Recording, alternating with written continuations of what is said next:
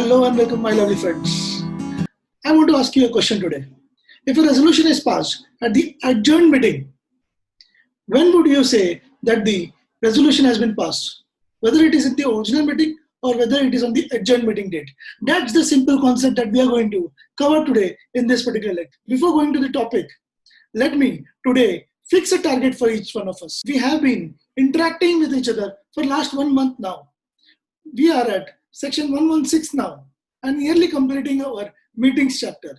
It is the right time for us to fix a target for ourselves. Let the target be exemption and nothing less than exemption, nothing less than 60 for corporate and other laws.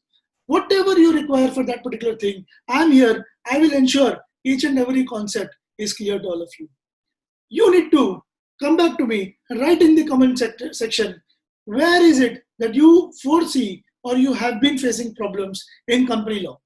I would be personally solving each and every of your problem. If you have problem in particular concept, particular topic, I will put videos for those particular topic, those particular concepts. And if you want any tips or tricks in company law, do let me know. I will surely help you out. So saying that, without wasting any further time, let's get into our section 116, which speaks about resolution passed at adjourned meeting. So let's get started. Resolution when it is passed at adjourned meeting. This is our question. This was our question. Resolution when passed at adjourned meeting. Which meeting are we speaking over here? Are we speaking only about general meeting? Are we speaking only about annual general meeting? No, we are speaking over here about each and every meeting of the company, right from the company's meeting, which may be AGM as well as EGM. AGM as well as EGM. Secondly, class meetings of the company, that is meetings of a particular class of shareholders of the company, or even the meeting of board of directors, that is board meetings, that is also known as board meetings. So in all these three scenarios, in all these three kinds of meetings, resolution when passed at the adjourned meeting will be considered as the date of passing shall be the date on which the resolution is actually passed, and not earlier date, and not the earlier date.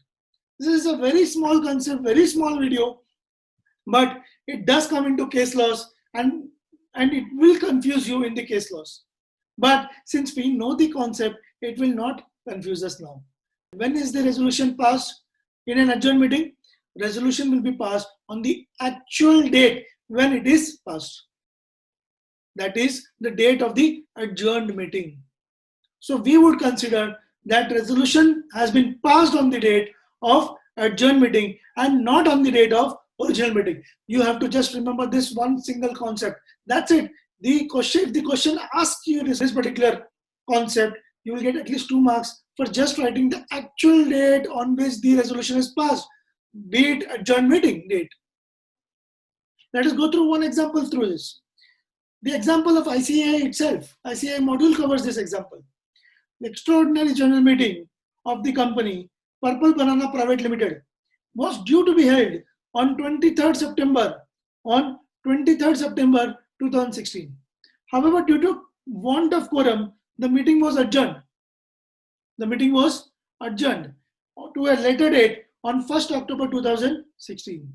And 2 resolutions were passed on that date. That date means the adjourned meeting date. That is 1st October 2016. Now, the question will be, when do you consider that these 2 resolutions have been passed? Obviously, we have gone through the concept of section 116, which says that the said 2 resolutions shall be deemed to have been passed on the original date of the meeting. Original date of the meeting means actually when they have been passed, when they have been passed, which is what? Which is 1st October 2016, which was the adjourned date.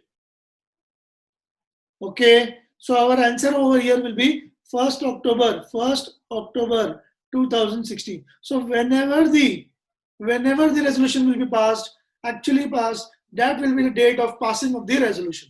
That's it. Most of the topics in company law are simple according to me, but you have to understand the concept. Once the concept is clear, you will be able to score how much? 60 marks, minimum 60 marks, minimum exemption is required. Minimum, what do we require over here? Exemption. Okay, so one favor that you are going to do is that you are going to write in the comment section what is stopping you from getting this exemption. What do you think is hindering you, or what do you think is an obstacle to this exemption? And let me know in the comment section and let us solve it together. Okay, that's it for this particular edition. Thanks a lot. And if you have liked this lecture, if you understood the concept, do not forget to hit the like button and share the video to the maximum to your friends and subscribe to the video.